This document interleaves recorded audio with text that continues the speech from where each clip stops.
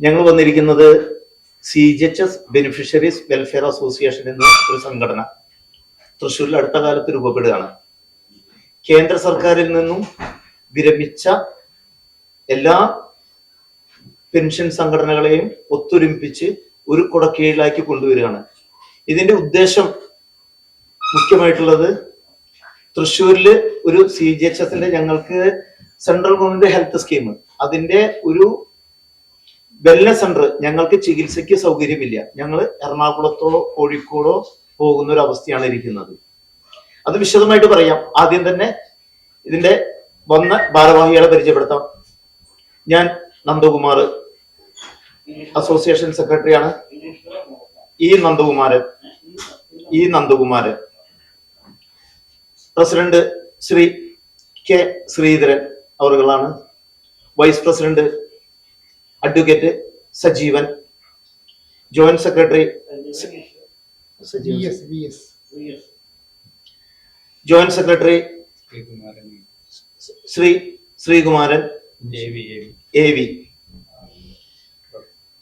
ഞങ്ങളുടെ എക്സിക്യൂട്ടീവ് അംഗമാണ് ശ്രീ MC അരവിന്ദാക്ഷൻ. ഞങ്ങൾ വളരെ വർഷങ്ങളായിട്ട് തൃശ്ശൂരിൽ ആവശ്യപ്പെടുകയാണ്.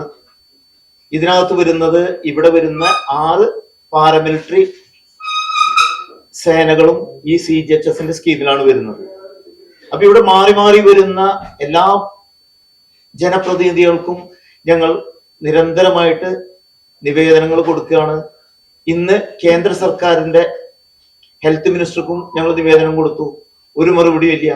അപ്പൊ ഞങ്ങൾക്ക് കിട്ടുന്ന മറുപടി എന്താണെങ്കിൽ, ഫിനാൻഷ്യൽ സ്ട്രക്ചർ അത് അനുവദിക്കുന്നില്ല. ഇത് ഞങ്ങൾക്ക് മറുപടി തരുന്നു, തൊട്ടപ്പുറത്ത് അവർ മറ്റ് വെൽനസ് സെന്ററുകൾ അനുവദിക്കുന്നു. ഇത് ഞങ്ങളോട് കാണിക്കുന്ന ഒരു നിഷേധാത്മകമായിട്ടുള്ള ഒരു നിലപാടാണ്. അതുകൊണ്ടാണ് ഞങ്ങൾക്ക് ഇങ്ങനൊരു സംഘടന രൂപീകരിക്കേണ്ടതായിട്ട് വന്നത്. ഇതിന്റെ ആദ്യപടിയായിട്ട് ഞങ്ങൾക്ക് വരുന്നു, ഈ 25-ാം തീയതി ഒരു ജില്ലാ സമ്മേളനം ഞങ്ങൾ വെച്ചിട്ടുണ്ട്, അംഗത്വ വിതരണം വെച്ചിട്ടുണ്ട്. ആ ജില്ലാ സമ്മേളനത്തിൽ നമ്മൾ ഉദ്ഘാടനത്തിനായിട്ട് ശ്രീ സുരേഷ് ഗോപി അവർകളെ നമ്മൾ ക്ഷണിച്ചിട്ടുണ്ട്. അദ്ദേഹത്തിന് ഇപ്പോ സമയം ഇന്ന് അറിയാൻ കഴിഞ്ഞത് ലഡാക്കിലാണ്, വരാൻ സാധിക്കില്ല. അതിന് പകരം മറ്റൊരു ദിവസം ഞങ്ങൾക്കൊരു കോൺഫറൻസ് അദ്ദേഹം വിളിക്കാമെന്ന് പറഞ്ഞിട്ടുണ്ട്, ഞങ്ങളുടെ കാര്യങ്ങൾ കേൾക്കാനായിട്ട്. അതുപോലെ ആലത്തൂർ മണ്ഡലം MP ശ്രീ രാധാകൃഷ്ണൻ സാറ് വരുന്നുണ്ട്. അദ്ദേഹത്തിനായിരിക്കും ഇതിനെ ഞങ്ങൾ ഉദ്ഘാടനത്തിന് ക്ഷണിക്കുന്നത്. രാജൻ ജയപ്പല്ലൻ അവർകളെ വിളിക്കുന്നുണ്ട്, ശ്രമിക്കുന്നുണ്ട്. ചാലക്കുടി MP കൂടി ഞങ്ങൾ ഇതിനകത്ത് ഉൾപ്പെടുത്താനായിട്ട്. പിന്നെ ഞങ്ങളുടെ നിലവിൽ നിൽക്കുന്ന കൗൺസിലർ ഉണ്ട്, അദ്ദേഹത്തിന് നമ്മൾ ഈ പരിപാടിയിൽ പ്രത്യേകം ക്ഷണിച്ചിട്ടുണ്ട്. പിന്നെ ഇതിന്റെ വിശദമായിട്ടുള്ള കാര്യങ്ങൾ പ്രസിഡന്റ് ശ്രീ ശ്രീധരൻ സാറ് പറയും. എല്ലാവർക്കും നമസ്കാരം. അതായത് CGHS എന്ന് പറഞ്ഞ ഈ സെൻട്രൽ ഗവൺമെന്റ് ഹെൽത്ത് സ്കീം, അതായത് കേന്ദ്ര സർക്കാരിൽ സേവനം അനുഷ്ഠിക്കുന്നവർക്കും വിരമിച്ചവർക്കും അവരുടെ ശമ്പളത്തിന്റെ ആനുപാതികമായ രീതിയിൽ ശമ്പള സ്കെയിലിൽ അനുസരിച്ച് ഒരു വൺ ടൈം എമൗണ്ട് ആയിട്ടും മന്ത്ലി എമൗണ്ട് ആയിട്ടും വിദഗ്ധമായിട്ട് അതിന് എതിരായിട്ടുള്ള ആളുകൾക്ക് നിന്നും പിടിച്ച് അത് ഡെപ്പോസിറ്റ് ചെയ്താണ് ഇതിന്റെ ഗുണഭോക്താവായിട്ട് നമ്മൾ വരുന്നത്. അങ്ങനെ ഗുണഭോക്തായിട്ട് വന്നിട്ടുള്ള ആളുകൾക്ക് ഒരു വെൽനസ് സെന്റർ മുഖേനയാണ് ട്രീറ്റ്മെന്റ് നൽകുന്നത്. യഥാർത്ഥത്തിൽ അവിടെ ട്രീറ്റ്മെന്റ് അവിടെ ഇല്ല.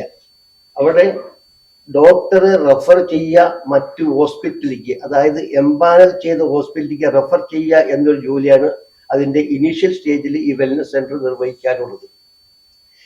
ഈ മരുന്ന് പുറത്തു നിന്നും ആ എംപാനൽ ഡോക്ടർ എഴുതി കഴിഞ്ഞാൽ വീണ്ടും ഇതേ ഡിസ്പെൻസറിയിൽ വന്ന് നമ്മൾ ഈ ഡോക്ടറെ കൊണ്ട് എഴുതിച്ചാൽ അവിടുന്ന് ഫാർമസിയിൽ നിന്ന് മരുന്ന് കിട്ടും. ഇങ്ങനെ പുറത്തു നിന്ന് നമ്മൾ എഴുതിയിട്ട് വരുന്ന മരുന്ന് അപ്പോൾ അവിടെ സ്റ്റോക്ക് ഇല്ലെങ്കിൽ വീണ്ടും അത് വാങ്ങാനായി വീണ്ടും ഈ വെൽനസ് സെന്ററിൽ സമീപിക്കണം. ഇപ്പോ തൃശ്ശൂരിന് വളരെയധികം ദൂരെ 20 ഞാനൊക്കെ 20 കിലോമീറ്റർ 25 കിലോമീറ്റർ ദൂരത്തുള്ള ആളാണ്. അപ്പോ അത്തരം ദൂരത്ത് നിന്ന് ആളുകൾ അവിടെ ഈ വെൽനസ് സെന്ററിൽ ഇപ്പോ അടുത്തുള്ളത് ഈ എറണാകുളത്തായ കാരണം കൊണ്ട് അവിടെ പോയി അവിടെ എത്തിയിട്ട് വരുമ്പോഴേക്കും ഇപ്പോൾ അവിടെ ട്രീറ്റ്മെന്റ് കിട്ടാത്ത ഒരവസ്ഥയാണ്. കാരണം അവിടെ ടോക്കൺ കൊടുക്കുന്നുണ്ട്. അവിടെ 2 ഡോക്ടർമാരാണ് ഉള്ളത്. 120 ടോക്കൺ വരയ്ക്ക് മേലെ പോയി കഴിഞ്ഞാൽ പിന്നെ അവിടുന്ന് തിരിച്ചു പോരേണ്ട ഒരു ഗതികേടിലാണ് ഇപ്പൊ നിൽക്കുന്നത്. ഈ അവസ്ഥ മനസ്സിലാക്കിക്കൊണ്ടാണ് ഞങ്ങൾ ഇവിടെ തൃശ്ശൂരിൽ ഒരു വെൽനസ് സെന്റർ വേണം എന്ന് വളരെയധികം മുറവിളി കൂട്ടിക്കൊണ്ടിരിക്കുന്നത്. മാത്രമല്ല, അതായത് ഒരു വെൽനസ് സെന്ററിന് ഒരു നോൺ സെന്റ് ചുരിച്ചുകൊണ്ട് 6000 പേരെ ഉൾക്കൊള്ളാനുള്ള ഒരു കപ്പാസിറ്റിയാണ് ഉള്ളത്. അതേസമയം ഇന്ന് നിലവിൽ നമ്മൾ ആശ്രയിക്കുന്ന ഈ എറണാകുളത്തെ ഈ CGS വെൽനസ് സെന്ററിന് 19,000 പേര് ഇപ്പോൾ നിലവിലുണ്ട്. ഇത് മാത്രമല്ല, ഓരോ മാസവും റിട്ടയർ ചെയ്യുന്നവരും അതിനോടനുബന്ധിച്ച ആളുകളുമായി അവിടെ പുതിയ മെമ്പർഷിപ്പ് വന്നുകൊണ്ടിരിക്കുകയാണ്. അതുകൊണ്ട് അതിങ്ങനെ കൂടിക്കൊണ്ടിരിക്കുന്ന ഒരവസ്ഥയാണ്. അപ്പോൾ ഈ അവസ്ഥയില് വളരെ വയസ്സായിട്ടുള്ള ആളുകളാണ് ഇതിൽ അംഗങ്ങളായിട്ടുള്ളത്. സീനിയർ സിറ്റിസനെ സംബന്ധിച്ചിടത്തോളം ഇപ്പൊ സ്റ്റേറ്റ് ഗവൺമെന്റ് ഒക്കെ പല സൗകര്യങ്ങളും പുതുതായിട്ട് ഏർപ്പെടുത്താൻ പോകുന്നു എന്നൊക്കെ അനൗൺസ് ചെയ്യുന്ന ആ ഒരു സാഹചര്യത്തിൽ ഈ കേന്ദ്ര സർക്കാരിന്റെ കീഴിലുള്ള ഈ വയോധികരെ ഒന്ന് ശ്രദ്ധിക്കാനുള്ള ഒരു സൗകര്യം ഇല്ലാത്ത രൂപത്തിൽ കേന്ദ്ര സർക്കാർ പെരുമാറുന്നു എന്നുള്ളൊരു വാസ്തവമാണ്. കാരണം എന്തുകൊണ്ടെന്നാൽ ഞങ്ങൾ വളരെ കാലമായിട്ട് കൊടുക്കുന്ന ഇതിനു വേണ്ടിയുള്ള അപേക്ഷകളോ അല്ലെങ്കിൽ അതിന്റെ നിവേദനങ്ങളോ അതിലേക്ക് അത് വേണ്ടത്ര ശ്രദ്ധ ചെലുത്തുകയോ നടത്തുകയോ ചെയ്യാത്ത കാരണം കൊണ്ട് ഞങ്ങൾ പ്രയാസം ദിവസം പ്രതി അനുഭവിച്ചുകൊണ്ടിരിക്കുകയാണ്. അപ്പോൾ അതിന് തൃശ്ശൂരിൽ ഒരു വെൽനസ് സെന്റർ സ്ഥാപിച്ച് കിട്ടുന്നതിന് വേണ്ടിയുള്ള പ്രയാസങ്ങളുടെ ഒരു ഭാഗമായിട്ടാണ് സെക്രട്ടറി പറഞ്ഞ മാതിരി ഞങ്ങൾ ഒരു യോഗം തീരുമാനിച്ച് വന്നിട്ടുള്ളത്. ഇതാണ് ഇതിന്റെ പ്രത്യേക നിലവാരങ്ങൾ. നമസ്കാരം. ഞാൻ ഈ CGHS വെൽഫെയർ ബെനിഫിഷ്യറി വെൽഫെയർ അസോസിയേഷന്റെ ജോയിന്റ് സെക്രട്ടറിയാണ്. ഈ വർദ്ധിച്ചു വരുന്ന മെഡിക്കൽ ചാർജുകൾ, അതാണ് സെൻട്രൽ ഗവൺമെന്റ് റിട്ടയർഡ്സിനെ കൂടുതൽ ഇതാക്കുന്നത്. അത് കാരണം CGHS ആണ് അവരുടെ ഏക ആശ്രയം. അതിനാൽ എറണാകുളത്ത് നിന്ന് ഇപ്പൊ തൃശ്ശൂരിന്റെയോ പാലക്കാടിന്റെയോ ഒക്കെ അതിർത്തി ജില്ലകളിൽ നിന്ന് എറണാകുളം എത്തണം എന്ന് പറഞ്ഞാൽ ഒരു 120 കിലോമീറ്ററോളം സഞ്ചരിച്ചാണ് എത്തുന്നത്. അവിടെ എത്തുമ്പോൾ ആകെ 120 ടോക്കനാണ് അവർക്ക് അലോട്ട് ചെയ്യുന്നത്. ടോക്കൺ അലോട്ട് ചെയ്യുന്നുണ്ടെങ്കിലും കൺസൾട്ടേഷൻ 120 പേരെയാണ്. അപ്പൊ ഈ വരുന്ന വയോധികര് അവിടുന്ന് ടോക്കൺ ലഭിച്ചാൽ പോലും ട്രീറ്റ്മെന്റ് കിട്ടാതെ തിരിച്ചു വരുന്ന ഒരു അവസ്ഥയാണ് ഇപ്പൊ കണ്ടുവരുന്നത്. അതിനുവേണ്ടി തൃശ്ശൂരിൽ ഒരു വെൽനസ് സെന്റർ കൊണ്ടുവന്നു കഴിഞ്ഞാൽ ഒരു പരിധി വരെ അതിനൊരു അറുതി വരുത്താൻ കഴിയും. അത് കാരണമാണ് ഈ പ്രയാണമായി ഞങ്ങള് മുന്നോട്ട് പോകുന്നത്. ഞങ്ങളിപ്പോ വളരെ പരമാവധി ഞങ്ങള് എല്ലാ ഓഫീസുകളെയും അപ്രോച്ച് ചെയ്യുന്നുണ്ട്. അപ്പൊ അവിടുന്ന് എല്ലാം കിട്ടുന്ന മറുപടി കൺസിഡർ ചെയ്യാം എന്ന് പറയുകയല്ലാതെ നാളെ ഇതുവരെ ഒരു കൺസിഡറേഷനും കിട്ടിയിട്ടില്ല. ആയതിനാൽ തുടർന്നും ഈ നടപടികൾ സ്വീകരിക്കുകയും അതുകൂടാതെ ഈ നടപടിയിൽ നിന്ന് ഞങ്ങൾക്ക് ഒരു നീതി കിട്ടിയിട്ടില്ലെങ്കിൽ ഞങ്ങൾ കൂടുതൽ എഡ്യൂക്കേഷൻ മൂവ്മെന്റിലേക്ക് നീങ്ങുവാനാണ് ഞങ്ങളുടെ തീരുമാനം. ഞങ്ങൾക്ക് ഇവിടെ തൃശ്ശൂരിൽ മാത്രം 8,000-ലധികം ബെനിഫിഷ്യറീസ് ആണ് ഉള്ളത്. നേരത്തെ ശ്രീധരൻ സാറ് പറഞ്ഞ പോലെ ഈ CGHS സർവീസ് സൗജന്യമല്ല. ഞങ്ങൾ സർവീസ് ചെയ്യുന്ന സമയത്ത് ശമ്പളത്തിൻ്റെ ഒരു നിശ്ചിത അനുപാതം മാസാമാസം കട്ട് ചെയ്യുന്നുണ്ട്. അതുകൂടാതെ റിട്ടയർ ആകുമ്പോൾ ഈ ലൈഫ് ലോങ് ഈ ട്രീറ്റ്മെൻറ്റ് കിട്ടുന്നതിന് വേണ്ടി ഒരു നിശ്ചിത തുക എന്ന് പറഞ്ഞാൽ 1 ലക്ഷം 1.5 ലക്ഷം രൂപ ക്യാഷായിട്ട് നമ്മൾ നേരിട്ട് കൊടുത്തിട്ടാണ് പിന്നെ ഈ ലൈഫ് ലോങ് ഈ ട്രീറ്റ്മെൻറ്റ് ഞങ്ങൾക്ക് കിട്ടുന്നത്. അപ്പോൾ ആ ട്രീറ്റ്മെൻറ്റ് കിട്ടാൻ വേണ്ടി ഇപ്പോൾ നേരത്തെ പറഞ്ഞ പോലെ തൃശ്ശൂരും ഈ തൃശ്ശൂരിൻ്റെ അതിർത്തി പ്രദേശങ്ങളിലൊക്കെയുള്ള ആളുകൾ ഈ എറണാകുളത്ത് കടവന്തറയുള്ള ഈ വെൽനസ് സെൻ്ററിലാണ് പോകേണ്ടത്. ഇത്രയും ദൂരം യാത്ര ചെയ്ത് അവിടെ എത്തുമ്പോൾ ഈ ഡോക്ടറെ കാണാൻ വരുന്ന ആളുകളുടെ തിരക്ക് മൂലം ഈ അനുവദിച്ചിട്ടുള്ള 120 ടോക്കൺ അവസാനിച്ചാൽ പിന്നെ അന്ന് കാണാൻ പറ്റില്ല. അപ്പോൾ അവിടെ റൂം എടുത്ത് താമസിക്കുകയോ അല്ലെങ്കിൽ അടുത്ത ദിവസം വീണ്ടും വരേണ്ട സ്ഥിതിയാണ്. അങ്ങനെ ഈ 3ഓ 4ഓ തവണ പോയാൽ മാത്രമാണ് ഒരു ട്രീറ്റ്മെൻറ്റിൻ്റെ സൈക്കിൾ കംപ്ലീറ്റ് ആവുന്നത്. അപ്പം അത് ഞങ്ങളുടെ ഇവിടെയുള്ള ആളുകളിൽ മിക്കവാറും ആളുകൾ റിട്ടയർ ആയിട്ടുള്ള ആളുകൾ 60-80 വയസ്സിന് ഇടയിലുള്ള ആളുകളാണ്. അവർക്ക് ഇത്രയും ദൂരം യാത്ര ചെയ്യാനും ഇതുപോലെ 3-4 തവണ പോകാൻ പറ്റാത്തതിൻ്റെ പേരിൽ പലപ്പോഴും നമ്മൾ ഈ പ്രൈവറ്റ് ഹോസ്പിറ്റലുകളെയാണ് ആശ്രയിക്കുന്നത്. ഈ പ്രൈവറ്റ് ഹോസ്പിറ്റലിൽ നമ്മൾ ട്രീറ്റ്മെന്റ് ചെയ്ത് കഴിഞ്ഞാൽ അതിന്റെ ഗവൺമെന്റിന്റെ ഒരു തുക മാത്രമേ നമുക്ക് റീഇംബേഴ്സ്മെന്റ് കിട്ടുള്ളൂ. അത് മാത്രമല്ല, ഈ CHSന്റെ ബെനിഫിറ്റ് അനുസരിച്ച് റിട്ടയർ ആയിട്ടുള്ള ആളുകൾക്ക് ആ CHSന്റെ കാർഡ് കാണിക്കുകയാണെങ്കിൽ ഈ നമ്മുടെ അപ്രൂവ്ഡ് ആയിട്ടുള്ള ഹോസ്പിറ്റലാണെങ്കിൽ നമുക്ക് ഫ്രീ ആയിട്ട് ട്രീറ്റ്മെന്റ് കിട്ടും, പൈസ കൊടുക്കേണ്ടാവില്ല, ക്യാഷ്ലെസ് ആണ്. പക്ഷെ ഈ പ്രൈവറ്റ് ഹോസ്പിറ്റലിൽ നമ്മൾ പോകുമ്പോൾ നമ്മൾ നേരത്തെ കൂടുതൽ ചാർജുള്ള പൈസ അടയ്ക്കണം. ആ പൈസ അടച്ച് അതിന് ഗവൺമെന്റ് അപ്രൂവ് ആയിട്ടുള്ള റേറ്റ് മാത്രമേ നമുക്ക് റീഇംബേഴ്സ്മെന്റ് കിട്ടുള്ളൂ. അങ്ങനെ പലതരത്തിലും നമ്മൾ കഷ്ടതയിലാണ്. ഒന്നാമത് ട്രീറ്റ്മെന്റ് കിട്ടാൻ ഇത്ര ബുദ്ധിമുട്ട്, ട്രീറ്റ്മെന്റ് കിട്ടിയാൽ അതിന്റെ റീഇംബേഴ്സ്മെന്റ് കിട്ടാനുള്ള ബുദ്ധിമുട്ട്. തൃശ്ശൂര് ഇത്രയും ആളുകൾ 8000-ഓളം പേര് തൃശ്ശൂരുണ്ട്, ഒരു വെൽനസ് സെന്റർ ഇല്ല. അതുകൂടാതെ എംപാനൽഡ് ഹോസ്പിറ്റലും ഇല്ല. ഈ എറണാകുളം ഭാഗത്ത് മാത്രമാണ് ഇപ്പോൾ ഈ വെൽനസ് ഹോസ്പിറ്റൽ, ഈ എംപാനൽഡ് ഹോസ്പിറ്റലുള്ളൂ. അവിടെയാണ് നമ്മൾ ട്രീറ്റ്മെന്റ് ചെയ്യാനുള്ള അനുവാദമുള്ളത്. അതിന്റെ വിഷയം എന്താണെന്ന് അറിയാമോ?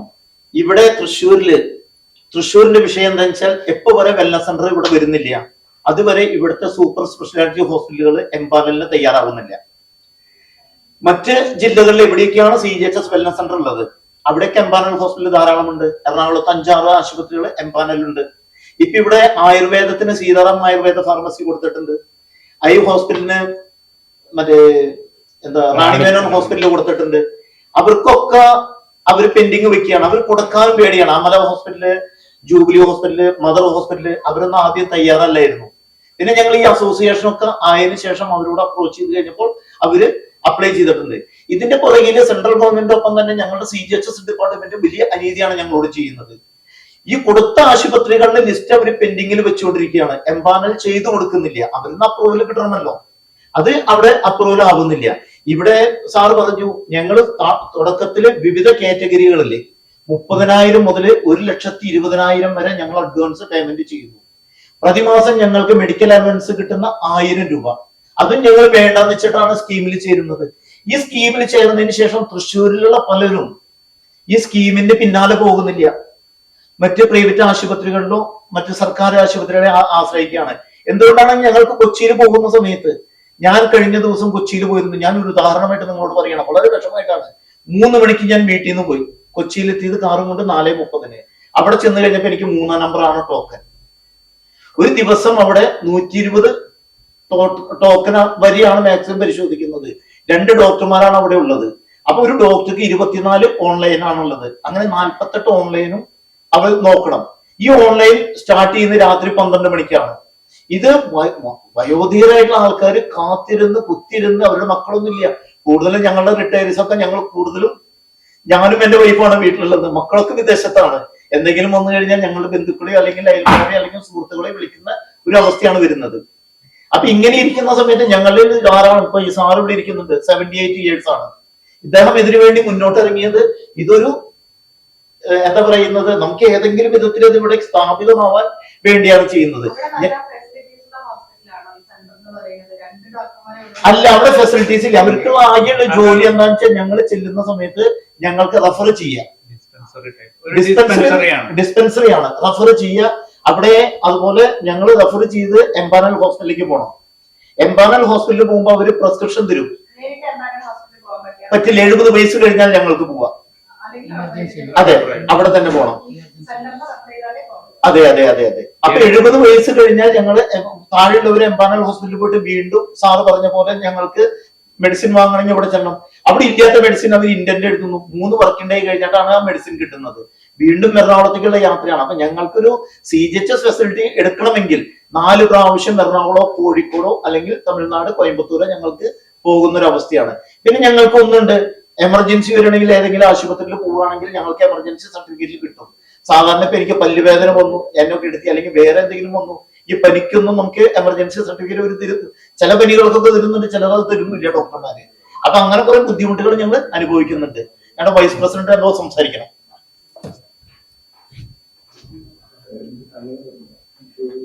എല്ലാവർക്കും നമസ്കാരം. അപ്പൊ മേജറായിട്ടുള്ള കാര്യങ്ങളൊക്കെ ഭാരവാഹികൾ പറഞ്ഞു. ഇതിൽ ബേസിക് ആയിട്ട് പറയണമെന്ന് വെച്ചാൽ സെൻട്രൽ ഗവൺമെന്റ് എംപ്ലോയീസ് ആയിട്ട് റിട്ടയർ ചെയ്യുന്നവർക്കും സർവീസിലുള്ളവർക്കാണ് ഇതിനൊരു കണ്ടീഷൻ എന്താണെന്ന് വെച്ച് കഴിഞ്ഞാൽ ഇതില് ഈ വെൽനസ് സെന്റർ ഉള്ള സ്ഥലങ്ങളിൽ നമ്മൾക്ക് കമ്പൽസറി ആണ്. 20 കിലോമീറ്റർ റേഡിയസിൽ വെൽനസ് സെന്റർ ഉണ്ടെന്നുണ്ടെങ്കിൽ കമ്പൽസറി ആയിട്ട് നമുക്ക് അവിടെ നിന്ന് മെഡിക്കൽ ഒരു അലവൻസ് നമുക്ക് തരുന്നുണ്ട്, റിട്ടയർ ആവുന്നവർക്കും സർവീസിലുള്ളവർക്കും. ഇപ്പൊ ഞാൻ 2012 CIC റിട്ടയർ ആയ ആളാണ്. എന്റെ വീട്ടിൽ അച്ഛൻ, അമ്മ, ഭാര്യ, 2 കുട്ടികൾ. ഇവർക്കപ്പോ ഞാൻ പ്രൈമറി ആയിട്ടുള്ള ഒരു ബെനിഫിഷ്യറി ആണ്. ഈ ഡിപെൻഡൻസിന്റെ ബെനിഫിഷ്യറിക്ക് ഉണ്ട്. അപ്പൊ ഞാൻ റിട്ടയർ ആയ സമയത്ത് തിരുവനന്തപുരത്ത് മാത്രമാണ് ഈ വെൽനസ് സെന്റർ ഉള്ളത്. അപ്പോ മാതാപിതാക്കൾക്ക് എന്തെങ്കിലും അസുഖം വന്നു കഴിഞ്ഞാൽ കാലത്ത് 3:45 ട്രെയിൻ പിടിച്ച് തിരുവനന്തപുരത്ത് ചെന്ന് വെൽനസ് സെന്ററിൽ നിന്ന് ടോക്കൺ എടുത്ത് അവിടുന്ന് റെഫർ ചെയ്ത് ശേഷമാണ് നമുക്ക് ഈ മെഡിസിൻ കിട്ടുന്നത്. അപ്പൊ എന്തെങ്കിലും ട്രീറ്റ്മെന്റ് ഉണ്ടെങ്കിൽ തിരുവനന്തപുരത്താണ് എംപാനൽഡ് ഹോസ്പിറ്റലുകൾ മേജർ ആയിട്ടുള്ളത്. എടപ്പഴഞ്ഞിലുള്ള ഒരു SK ഹോസ്പിറ്റൽ ഉണ്ട്. അപ്പൊ അന്നൊക്കെ സൗകര്യം എന്ന് പറഞ്ഞാൽ തിരുവനന്തപുരത്ത് ചെല്ലുക, നമ്മൾ റെഫർ ചെയ്യുക, SK ഹോസ്പിറ്റലിൽ പോവുക. അതുപോലെ തന്നെ ആരോഗ്യരംഗത്ത് വരുന്ന ചെലവുകളും കാര്യങ്ങളും നോക്കുമ്പോൾ ഒരു സാധാരണ സെൻട്രൽ ഗവൺമെന്റിൽ നിന്ന് വിരമിച്ച ഒരാൾക്ക് ഈ കാർഡ് ഫെസിലിറ്റി ഉണ്ടെന്നുണ്ടെങ്കിൽ തിരുവനന്തപുരത്ത് നമുക്ക് ഉള്ള എന്താ പറയുക RCCയിൽ അങ്ങനെയുള്ള സെൻട്രൽ ഗവൺമെന്റ് ഹോസ്പിറ്റലിലൊക്കെ ഫ്രീ ആയിട്ട് ട്രീറ്റ്മെന്റ് ആണ്. അപ്പൊ അങ്ങനെ തിരുവനന്തപുരത്ത് പോയി എടുക്കാനുള്ള ബുദ്ധിമുട്ട് കഴിഞ്ഞ് പിന്നെ എറണാകുളത്ത് ഒരു വെൽനസ് സെന്റർ വന്നു. എറണാകുളത്ത് വെൽനസ് സെന്റർ വന്നതിന് ശേഷവും അതിൽ ഉള്ള മെമ്പേഴ്സിനെ വെച്ച് കണ്ട് അവിടെ നമുക്ക് ട്രീറ്റ്മെന്റ് കിട്ടാനും ബുദ്ധിമുട്ടാണ്. അപ്പൊ ഈ കാര്യങ്ങളൊക്കെ നമ്മൾ വളരെയധികം പ്രാവശ്യം നിവേദനങ്ങളായിട്ട് രാഷ്ട്രീയ പാർട്ടികളുടെ മുഖേന സെൻട്രൽ ഗവൺമെന്റിനും ഒക്കെ കൊടുത്തിട്ടുണ്ട്. തൃശ്ശൂരത്തെ കാര്യം നോക്കിയാൽ we are eligible to get a centre here. എല്ലാ ജില്ലയിലും ഓരോ വെൽനസ് സെന്റർ തുടങ്ങണം എന്നുള്ളതാണ് സെൻട്രൽ ഗവൺമെന്റ് പോളിസി. പക്ഷെ എല്ലാ ജില്ലകളിലും ഇതുവരെ തുടങ്ങിയിട്ടില്ല. തിരുവനന്തപുരത്തായി 4 സെന്റർ ഉണ്ട്. ഇപ്പൊ തിരുവനന്തപുരത്ത് 4 സെന്റർ ഉള്ളപ്പോൾ കൊല്ലത്ത് ഒരു സെന്റർ തുടങ്ങുന്നുണ്ട്. അപ്പോ തൃശ്ശൂരിൽ ഒരു സെന്റർ വന്നു കഴിഞ്ഞാൽ ഈ പറഞ്ഞ പോലെ മലപ്പുറം, പാലക്കാട്, അതുപോലെ തന്നെ എറണാകുളത്തിന്റെ കുറച്ച് ഭാഗമായിട്ടുള്ള ചുരുങ്ങിയത് ഒരു 15,000 ബെനിഫിഷ്യറീസിലുള്ളവർക്ക് ഇത് ബെനിഫിറ്റ് ആവുന്നതാണ്. അത് മാത്രമല്ല എംപാനൽഡ് ഹോസ്പിറ്റലുകൾ, നേരത്തെ സെക്രട്ടറി പറഞ്ഞ പോലെ എംപാനൽഡ് ഹോസ്പിറ്റൽ ഇവിടെ വരണം എന്നുണ്ടെങ്കിൽ ഇവിടെ ഒരു വെൽനസ് സെന്റർ വരണം. അപ്പൊ തൃശ്ശൂരിനെ സംബന്ധിച്ച് തൃശ്ശൂരിന് ഇങ്ങനെ ഒരു വെൽനസ് സെന്റർ കിട്ടാനുള്ള എല്ലാ യോഗ്യതയും ഉണ്ട്, കാര്യങ്ങളുണ്ട്. അപ്പൊ അതിന്റെ നടപടികൾ കുറച്ചും കൂടി മുന്നോട്ട് കൊണ്ടുപോകാനായിട്ടാണ് എല്ലാ സംഘടനകളും യോജിപ്പിച്ചും കണ്ട് ഇങ്ങനെ ഒരു ഇത് കൊണ്ടുവന്ന് ഞങ്ങൾ കാര്യങ്ങൾ ചെയ്യാൻ തീരുമാനിച്ചിരിക്കുന്നത്. അപ്പൊ അത് പൊതുജനങ്ങളെ അറിയിക്കുന്നതിന്റെ ആവശ്യമായിട്ടാണ് മാധ്യമത്തിലൂടെ ഈ വക കാര്യങ്ങൾ എല്ലാവരും അറിഞ്ഞ് ജനപ്രതിനിധികളും മറ്റെല്ലാവരുടെ ശ്രദ്ധയിലേക്ക് കൊണ്ടുവരാനും കൂടിയാണ് ഇന്ന് ഞങ്ങളിവിടെ ഈ ഒരു സമ്മേളനം സംഘടിപ്പിച്ചത്. അതായത് ഒരു കാര്യം കൂടി ശ്രദ്ധിച്ചോട്ടെ. അതായത് അല്ല ഇന്ന് ഒരു സെന്റൻസ് പറഞ്ഞു. 8,000 പേര് തൃശ്ശൂരിൽ നിന്ന്, 8,000-ൽ കൂടുതൽ പേര് തൃശ്ശൂരിൽ നിന്ന് തന്നെ ഈ എറണാകുളം വെൽനസ് സെന്ററിൽ ഉണ്ടായിട്ടും ഇവിടെ ഈ വെൽനസ് സെന്ററിനെ കുറിച്ച് ചിന്താഗതി ഉണ്ടായിട്ടില്ല. ശരി, ഓക്കെ, താങ്ക്സ്. Okay, thanks.